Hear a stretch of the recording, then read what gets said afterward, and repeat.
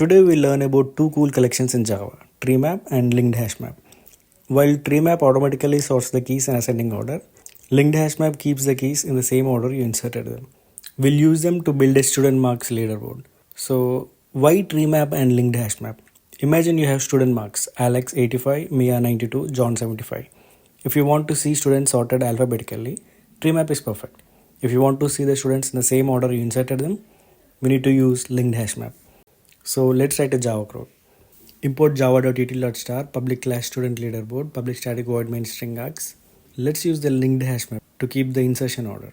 Map string integer linked marks equal to new linked hash map. Linked marks dot put Alex 85, Mia 92, John 75, Sarah 88. System.out.println leaderboard leader hash map input order. For map.entry string integer entry linked marks dot entry set. System.out.println entry.getKey plus 2 plus entry.getValue. System.out.println leaderboard TreeMap sorted by name. Let's use the TreeMap to automatically sort by student name. Map string integer TreeMarks equal to new TreeMap linked marks.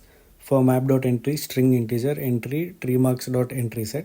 System.out.println entry.getKey plus 2 entry.getValue. System.out.println /n leaderboard sorted by marks high to low. Let's sort by value marks.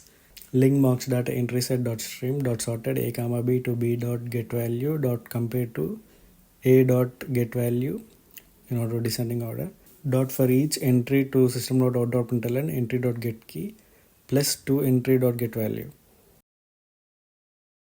So in here linked hash map keeps the order of entry. TreeMap automatically sorts by key.